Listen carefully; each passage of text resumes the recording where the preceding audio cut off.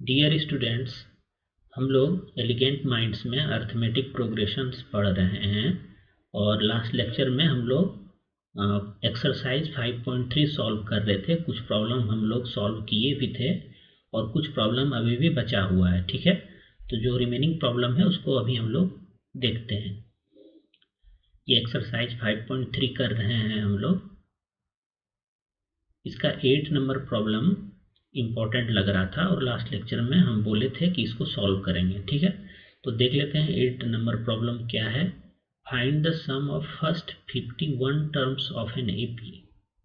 हमको sum find करना है कितने टर्म का, 51 टर्म्स का, किसी एपी का जिसका कि सेकेंड टर्म और थर्ड टर्म जो दिया हुआ है वो 14 और 18 दिया हुआ है रिस्पेक्टिवली। मतलब मेरे पास इंफॉर्मेशन क्या क्या है, इस एपी के बारे में जो इन्फॉर्मेशन है हमारे पास वो है सेकेंड टर्म दिया हुआ है, इसका सेकेंड टर्म दिया हुआ है और इसका थर्ड टर्म दिया हुआ है। ठीक है, सेकेंड टर्म कितना दिया हुआ है, second term is 14 and the third term is 18। ठीक है, ये हमारे पास दो इन्फॉर्मेशन है। और क्या दिया हुआ, find the sum of first 51 terms, और हमसे पूछा क्या गया है कि हमको एस 51 चाहिए, ये 51 चाहिए, इसका वैल्यू क्या है ये पूछा है।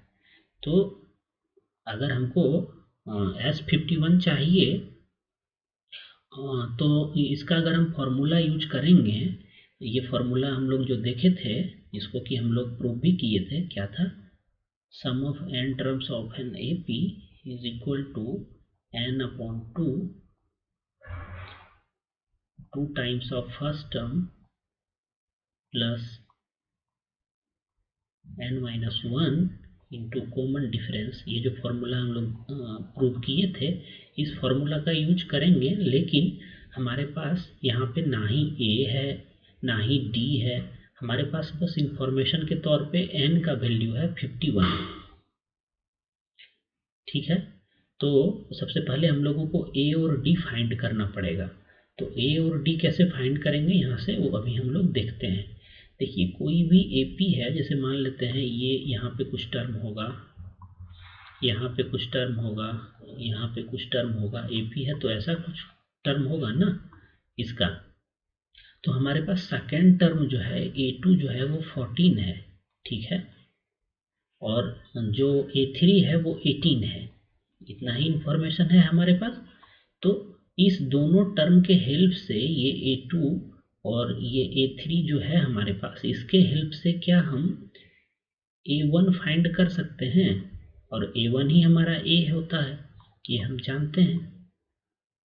कर सकते हैं क्या नहीं वो हम देख लेते हैं। पहले इस दोनों टर्म के हेल्प से हम लोग D फाइंड कर सकते हैं, क्या आसानी से कर सकते हैं। D equal to A3 minus A2 होगा, D equal to A2 minus A1 भी होगा या A3 माइनस A2 भी होगा।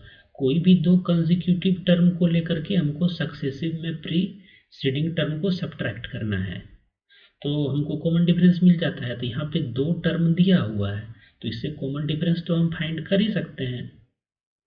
तो A3 हमारा क्या है, 18 है, तो A3 के प्लेस पे 18, और A2 क्या है, 14 है। तो हमारे पास कॉमन डिफरेंस अब निकल के आ रहा है, और कितना निकल के आया, 4 निकल के आया। अब कॉमन डिफरेंस इस AP का 4 है और इसका सेकेंड टर्म 14 है, तो ये फर्स्ट टर्म क्या रहा होगा, आप सोचिए। इससे 4 कम रहा होगा तभी ना, मतलब ये 10 रहा होगा। आप ऐसे भी सोच सकते हैं, और नहीं तो आप ऐसे भी कर सकते हैं कि हम जानते हैं कि जो A2 होगा, किसी भी AP का A2 जो होगा वो क्या होगा, A1 प्लस D होगा। अगर कोई AP है तो A2 उसका A1 प्लस D होगा, और A2 हमारे पास क्या है, 14 है, A1 हमको पता नहीं है, और D हम तो अभी तुरंत फाइंड किए हैं, कितना है, 4 है। तो यहाँ से हम A1 का वैल्यू निकाल सकते हैं, A1 इक्वल टू 14 माइनस 4 10 हो जाएगा। एक्चुअली यही हो रहा है, लेकिन हम क्या कर रहे हैं ना कि अब हम इतना एक्सपर्ट हो चुके हैं, हम लोग इतना AP के बारे में समझ चुके हैं कि हम इसका बिना ये कैलकुलेट किए हुए भी निकाल सकते हैं, और हमको ये हम पता कर सकते हैं कि इसका फर्स्ट टर्म क्या रहा होगा। ठीक है, तो हमारे पास और इन्फॉर्मेशन आ गया। क्या क्या इन्फॉर्मेशन आ गया हमारे पास? ए आ गया। ए कितना निकल के आ गया? A1 ही तो ए हुआ ना। A1 बोलिए चाहे आप ए बोलिए, मीनिंग सेम है। तो ए का वैल्यू कितना आ गया? 10 आ गया। और डी का वैल्यू कितना आ गया? डी का वैल्यू कितना आ गया? 4 आ गया। तो अब सभी इंफॉर्मेशन हमारे पास है। अब हमको ये फॉर्मूला यूज करने में कोई परेशानी नहीं होना चाहिए। हमको सम ऑफ 51 टर्म्स चाहिए था, तो n के प्लेस पे हम लोग 51 रख देंगे और इसका सम फाइंड कर लेंगे। एस 51 इक्वल टू क्या हो जाएगा? 51/2। और 2a कितना हो जाएगा? a हमारा कितना है? 10 है, तो ये 20 हो जाएगा। प्लस n कितना है? 51 है, 51 माइनस 1 50 हो जाएगा। 50 इंटू, और d कितना निकल के आया? d कितना निकल के आया है हमारा? 4 निकल के आया है। तो 50 इंटू 4। बस आपको ये सॉल्व करना है और जो आपसे पूछा जा रहा था उसका आंसर आपको मिल जाएगा। ठीक है, तो कुछ प्रॉब्लम था नहीं, बस इस जगह पे सोचने के लिए है, जो कि आप आसानी से सोच सकते हैं। इसमें कोई बहुत बड़ा कंसेप्ट नहीं था। ठीक है, अब हम लोग पढ़ते हैं नेक्स्ट प्रॉब्लम की तरफ। देखते हैं वो इम्पोर्टेंट है या नहीं है, या उसको सॉल्व करना है अभी या नहीं करना है। ठीक है, 8 नंबर प्रॉब्लम हो गया। 9 नंबर प्रॉब्लम क्या बोल रहा है, इसको देख लेते हैं एक बार। 9 नंबर प्रॉब्लम क्या बोल रहा है? If the sum of first 7 terms of an AP is 49। यहाँ पे सम दिया हुआ है। Sum of first 7 terms of an AP, first 7 terms of an AP is 49 and that of 17 term is this, find the sum of first n terms। मतलब हमारे पास indirectly क्या क्या information है पहले वो नोट डाउन कर लेते हैं। सम ऑफ 7 टर्म्स, ये कितना दिया हुआ है? 49 दिया हुआ है। ठीक है, और सम ऑफ 17 टर्म, S17 दिया हुआ है, ये भी कितना है? 289 है।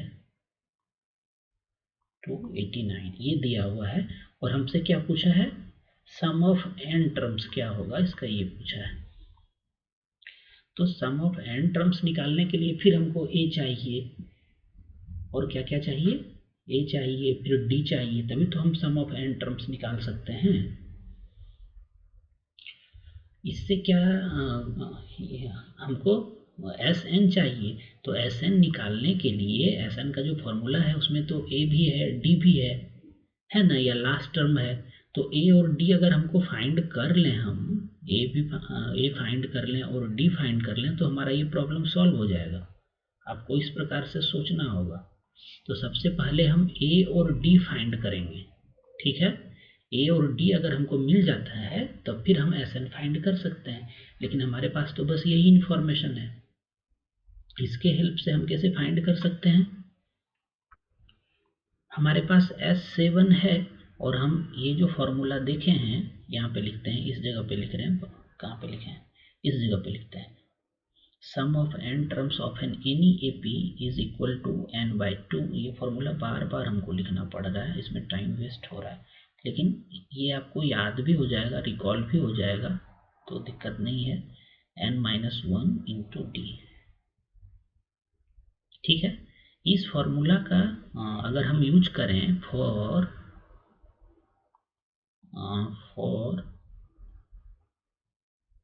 n इक्वल टू 7, तो देखते हैं हमको क्या मिलता है। S7 मिलेगा इधर, और इधर क्या मिलेगा? 7/2 मिलेगा। ठीक है, और यहाँ पे क्या मिलेगा? 2a मिलेगा। a का वैल्यू हमको पता नहीं है, और n का वैल्यू पता है। n कितना है? 7 है ना, तो 7 माइनस 1 6d आ रहा है ये। ठीक है, और S7 का भी वैल्यू पता है, 49 है। तो इसके प्लेस पे सब्सटीट्यूट कर दीजिए आप 49 को। इसके प्लेस पे 49 को सब्सटीट्यूट कर देने के बाद ये क्या बन के आ रहा है? 7/2 2a प्लस 6d, ये बन के आ रहा है ये। ठीक है, अब इसको रीअरेंज अगर हम करें, इसी को अगर रीअरेंज करें हम, तो क्या मिल रहा है हमको, देखते हैं। इसको रीअरेंज करेंगे तो ये 2 इधर मल्टीप्लाई हो जाएगा, 49 इंटू 2 अब डिवाइडेड बाय 7 हो जाएगा। ठीक है, इसमें कोई दिक्कत नहीं है। और इधर 2a प्लस 6d मिलेगा। ठीक है, अब आगे चलते हैं और इसको देखते हैं ये कितना सिंपल हो सकता है। 7 से 49 चला जाएगा, यहाँ पे बचेगा 14 और इधर क्या बचेगा 2a प्लस 6d जो पहले से बचा हुआ था। अब यहाँ से और भी है, हम दोनों साइड से 2 कॉमन लेके कैंसिल आउट कर सकते हैं। तो ये 7 इधर रहेगा और इधर क्या हो जाएगा a प्लस 3d। यहाँ तक आप समझ चुके हैं। ये जो एक इक्वेशन मिला, ये कैसा इक्वेशन है, लीनियर इक्वेशन है। और लीनियर इक्वेशन इन 2 वेरिएबल है, ये भी हम पढ़ चुके हैं। इसी टाइप का क्वेश्चन इंपॉर्टेंट होता है क्योंकि इसमें 2 टॉपिक यूज हो रहा है एक साथ। ये पहला लीनियर इक्वेशन मिला, उसी तरह से हमको फॉर n इक्वल टू 17 के लिए भी दूसरा एक लीनियर इक्वेशन मिलेगा। ठीक है, तो चलिए उसको भी देख लेते हैं। एक ये मिला है हमको लीनियर इक्वेशन और दूसरा लीनियर इक्वेशन क्या मिलता है उसको देखते हैं हम। ठीक है, यहां से देखते हैं। तो फॉर n इक्वल टू, इस जगह पे देखते हैं, फॉर n इक्वल टू 17 सारा चीज यही होगा। S17 इक्वल टू क्या लिख सकते हैं 17/2। ये जो फॉर्मूला हम राइट साइड में लिखे हैं, ये फॉर्मूला इसी का यूज हो रहा है यहाँ पर भी। 2a का वैल्यू हमको पता नहीं है तो ये 2a ही रहेगा और n का वैल्यू हमको पता है कितना है 17 है, तो ये 16d होगा यहाँ पे। ठीक है, कोई इशू नहीं है यहाँ तक। अब S17 का वैल्यू हमको पता है, क्या है इसका वैल्यू, ये वैल्यू है 289। तो 289 सब्स्टिट्यूट कर दीजिए यहाँ पे। 289 इक्वल टू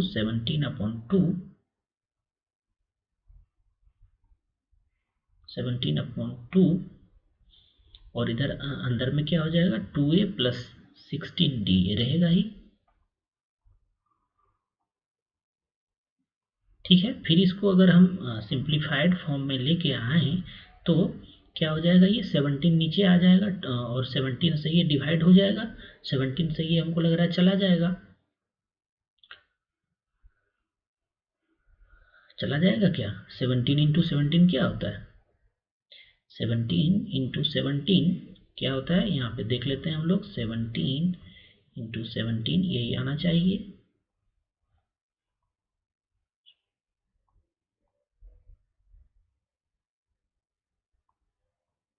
$289 आ रहा है। ठीक है, 289 आता है ये 17 इंटू 17, तो 17 से ये चला जाएगा। तो इसको हम लोग ऐसा रीअरेंज करके लिख लेते हैं। 289 इंटू 2 हो जाएगा, जस्ट जैसा प्रीवियस केस में हुआ था, अपॉन 17 हो जाएगा इधर। और इधर क्या हो जाएगा, अगर 2 कॉमन ले लें हम, तो 2 कॉमन ले लें तो यहाँ पे क्या बच जाएगा a प्लस 8d बच जाएगा, 8d ये बचेगा। अब यहाँ पे आप देखिए 17 से ये 17 चला गया, 17 टाइम्स में चला जाएगा, तो यहाँ पे क्या बचेगा 17 इंटू 2 बचेगा और ये 2 भी 2 से कैंसिल हो जाएगा। या आप इसी तरह से इसको एक नेक्स्ट स्टेप में लेके जाइएगा और आपको एक वैल्यू मिलेगा। ठीक है, वो हम आपके लिए छोड़ रहे हैं अभी, क्योंकि पूरा डिटेल में सॉल्व करने का जरूरत नहीं है, उतना तो आप भी समझते होंगे। ये 17 equal to a plus 8d आ गया हमारा। और ये जो आया ना, ये दूसरा लीनियर इक्वेशन आया, ये इक्वेशन 2 हो गया, ये इक्वेशन 2 हो गया ये, और इक्वेशन 1 ये हो गया था। तो ये दोनों इक्वेशन जो है ना, देखिए pair of linear equation in 2 variable है, वेरिएबल a और d है यहाँ पे। ठीक है, इसको सॉल्व करना है क्या, चलिए इसको सॉल्व कर लेते हैं। ये प्रॉब्लम अच्छा है, ये प्रॉब्लम अच्छा है। तो इस प्रॉब्लम को सॉल्व करने के लिए अब क्या करेंगे हम, अब यहाँ पे हम सब्स्टिट्यूशन में इलिमिनेशन मेथड यूज करेंगे। इस तरह से एलिमिनेशन मेथड हम पहले भी यूज कर चुके हैं। जब हम लोग पेयर ऑफ लीनियर इक्वेशन पढ़ रहे थे तो उसका सॉल्यूशन निकालने के लिए हम लोग एलिमिनेशन मेथड पढ़े हैं, एक सब्स्टिट्यूशन मेथड भी पढ़े थे। अगर आप नहीं पढ़े हैं तो आप मेरा प्रीवियस लेक्चर देखिए, आपको समझ में आ जाएगा हम क्या बोलना चाह रहे हैं। अभी हम क्या कर लेते हैं, इसमें 2 माइनस इक्वेशन 2 माइनस इक्वेशन 1 कर लेते हैं, ठीक है। तो लेफ्ट हैंड साइड क्या हो जाएगा, 17 माइनस 7 हो जाएगा, मतलब क्या आ जाएगा हमारा 10 आ जाएगा लेफ्ट हैंड साइड में। और राइट हैंड साइड में क्या आएगा, देखिए a माइनस ए, तो ये कैंसिल आउट हो जाएगा, 8d माइनस 3d आएगा। हम एक स्टेप यहाँ पे स्किप कर दिए हैं, ठीक है। ये आप समझिएगा, इक्वेशन 2 में इक्वेशन 1 को सब्ट्रैक्ट करना है। तो 8d में जब 3d जाएगा तो ये 5d आ जाएगा यहाँ पे, और यहाँ से हमको d का वैल्यू मिल जाएगा। यहाँ से हमको d का क्या वैल्यू मिल रहा है, d इक्वल टू 2 मिल रहा है, ठीक है। d इक्वल टू 2 मिल गया हमको वैल्यू यहाँ से, यहाँ पे।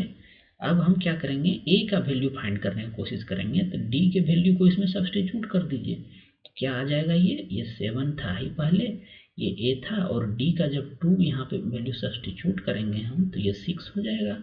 और a का वैल्यू क्या निकल के आ रहा है मेरे पास, 1 निकल के आया। a का भी वैल्यू मेरे पास आ गया, d का भी मेरे पास वैल्यू आ गया।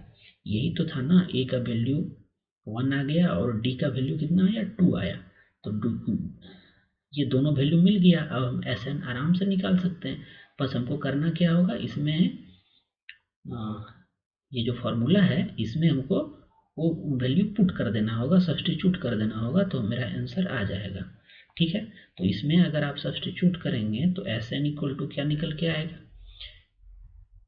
n तो रहेगा ही, n/2 तो रहेगा ही, और a का वैल्यू हमारे पास 1 आया था निकल के यहाँ से 1, और यहाँ से d का वैल्यू 2 आया था, तो 2 इंटू 1 2 हो जाएगा, और n तो रहेगा ही, n-1 होगा, और d का वैल्यू कितना आया है, d का वैल्यू आया है 2, तो 2 यहाँ सब्स्टिट्यूट करिए।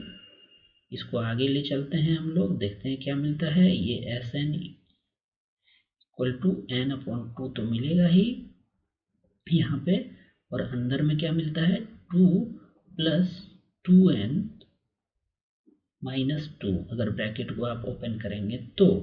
अब आगे यहाँ पे क्या मिलेगा, SN इक्वल टू क्या मिल रहा है, n/2 और ये 2 प्लस 2 और माइनस 2 ये कैंसिल आउट हो जाएगा, बचेगा सिर्फ 2n। तो 2n यहाँ पे लिख रहे हैं, ये 2 भी कैंसिल हो जाएगा, और SN हमको इक्वल टू कितना मिल रहा है, n² मिल रहा है। मतलब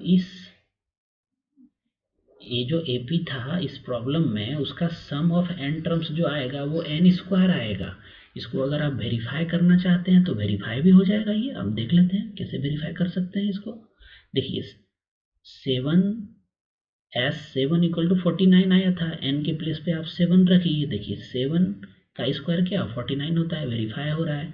n के प्लेस पे आप 17 रखिए, तो S17 का वैल्यू कितना आ रहा है, 17 का स्क्वायर आ रहा है 289, वेरीफाई भी हो रहा है। मतलब sum of n terms of this AP क्या आ रहा है, n² आ रहा है। ये प्रॉब्लम अच्छा था, आप समझे भी होंगे, ठीक है। अगर कहीं पे कुछ कन्फ्यूजन है तो आप हमसे कमेंट के माध्यम से पूछ सकते हैं, ठीक है। अब नेक्स्ट प्रॉब्लम की तरफ बढ़ते हैं। 8 नंबर 9 नंबर प्रॉब्लम अच्छा था। अब हम नेक्स्ट प्रॉब्लम की तरफ बढ़ते हैं, ठीक है। देखते हैं नेक्स्ट प्रॉब्लम क्या है मेरा।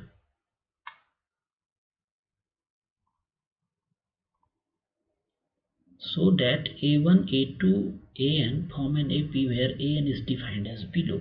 ये भी प्रॉब्लम इंपॉर्टेंट है। Also find the sum of the first 15 terms in each case।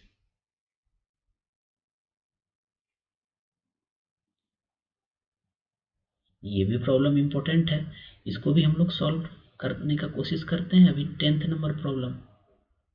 10th number problem में क्या दिया हुआ है कि कोई AP है, तो मतलब A1 A2 list of numbers है AN तक, और वो AP फॉर्म कर रहा है, फॉर्म करेगा, ये आपको प्रूव करना है। और nth टर्म जो है इस लिस्ट ऑफ नंबर का वो इस रिलेशन से दिया हुआ है, और उसके बाद आपको फर्स्ट 15 टर्म का सम भी फाइंड करना है इच केस में। ये प्रॉब्लम बहुत ही इंपॉर्टेंट है। अब जो भी प्रॉब्लम आ रहा है ना, सभी इंपॉर्टेंट प्रॉब्लम आ रहा है, लेकिन ये लेक्चर लंबा हो जाएगा। क्या कितना समय हुआ है, इसको अभी सॉल्व कर सकते हैं या नहीं कर सकते हैं।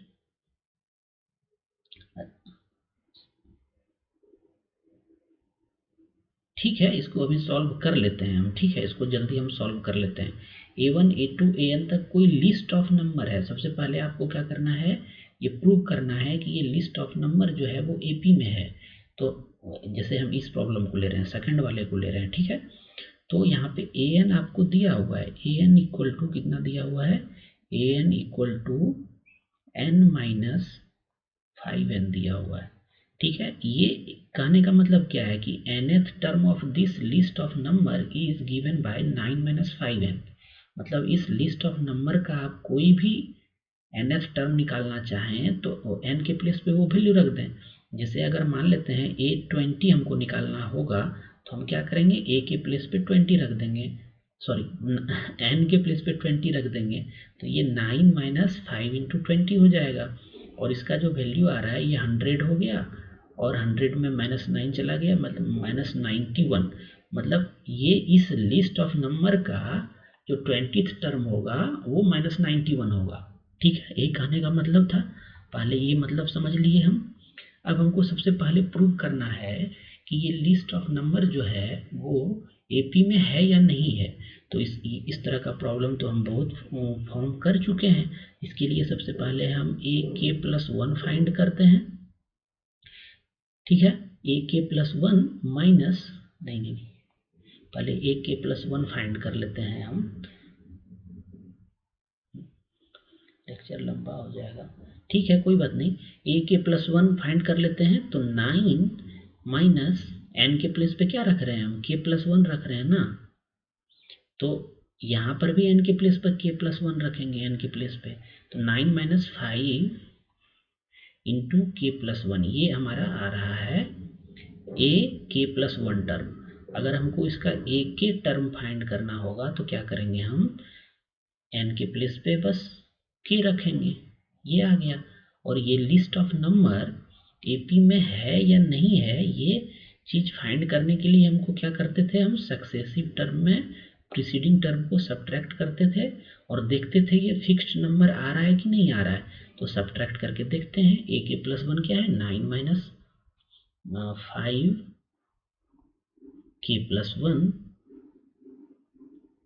K+1 ये है, माइनस AK क्या है हमारा, 9 - 5K है, यही है ना। इसको अगर हम सिंप्लीफाई करते जाएं तो क्या मिल जाएगा हमको, 9 - 5K मिलेगा, -5 मिलेगा फर्स्ट से, और सेकंड से क्या मिलेगा, ये माइनस यहाँ साइन लगेगा, यहाँ पे 9 - 5K मिलेगा। नेक्स्ट स्टेप में हम इस ब्रैकेट को ओपन कर लेंगे। इस ब्रैकेट को आप ओपन करिए, 9 - 5 क्या हो जाता है, इसको सॉल्व भी कर लेते हैं। 9 - 5 क्या हो जाएगा, 4 हो जाएगा। 4 - 5K यहाँ पे मिल रहा है। ठीक है, और इधर क्या मिल रहा है, इधर -9 हो जाएगा, प्लस 5K होगा, वो प्लस 5K होगा। ठीक है, और यहाँ पे देखिए -5K प्लस 5K ये कैंसिल आउट हो जाएगा, 4 - 9 बच रहा है यहाँ पे, तो ये -5 निकल के आया। ये क्या होता है, यही तो D था हमारा, और ये एक फिक्स्ड नंबर आ रहा है। ये अगर फिक्स्ड नंबर आ रहा है तो इसका मतलब है कि ये लिस्ट ऑफ नंबर जो है वो AP में है। ठीक है, ये तो हमको पता चल गया। और ये क्या निकल के आया मेरा, ये D का वैल्यू निकल के आया, ये D का वैल्यू निकल के आया। ठीक है, तो D हमारे पास मिल गया हमको, कितना मिल गया, क्योंकि ये लिस्ट ऑफ नंबर AP में है, D का वैल्यू मिल गया हमको -5। अच्छा, अब A का वैल्यू हम निकाल सकते हैं क्या, A क्या होता है, A1 ही होता है। और हमारे पास यहाँ पे AN का दिया हुआ है कि क्या रिलेशन, nth टर्म क्या होगा इस लिस्ट ऑफ नंबर का। अब तो ये AP भी प्रूव हो चुका है, तो इसका nth टर्म 9 - 5n होगा। तो A1 अगर हम निकालना चाहें तो 9 - 5 होगा, n के प्लेस पे बस हम 1 रख पुट कर दिए, और A क्या निकल के आ रहा है, यहाँ से 4 निकल के आ रहा है। अब हमारे पास A का वैल्यू है, D का वैल्यू है, और हमको क्या करना है, सम ऑफ फर्स्ट 15 टर्म्स निकालना है। तो ये पार्ट हम आपके लिए छोड़ रहे हैं, S15 आपको फाइंड करना है यूजिंग फॉर्मूला, आपको आंसर मिल जाएगा। ठीक है, ये भी प्रॉब्लम बहुत ही इंपॉर्टेंट था। इस टाइप का प्रॉब्लम अच्छा है, हो सकता है एग्जाम में इस टाइप का प्रॉब्लम आए। अगर आप समझे रहेंगे तो आप इसको सॉल्व कर पाएंगे। ठीक है, आप ये सॉल्व करके इसका फर्स्ट नंबर क्वेश्चन जो है, ये फर्स्ट नंबर ये सॉल्व करके इसका 15 टर्म का जो सम होता है, 15 टर्म नहीं, इसका आप हमको 10 टर्म का सम बताइएगा क्या होगा। बस 15 को 10 से रिप्लेस कर दीजिएगा और आंसर आप हमको कमेंट सेक्शन में बताइएगा। जिसका आंसर सही होगा उसको हम उस कमेंट को पिन कर देंगे। ठीक है, ताकि दूसरे लोगों को पता चल सके कि इसका सही आंसर क्या होगा, और देखते हैं ये कौन सही से सॉल्व कर सकता है। ठीक है, आज के लिए बस इतना ही, फिर हम लोग मिलेंगे नेक्स्ट लेक्चर में। Thanks for watching elegant minds.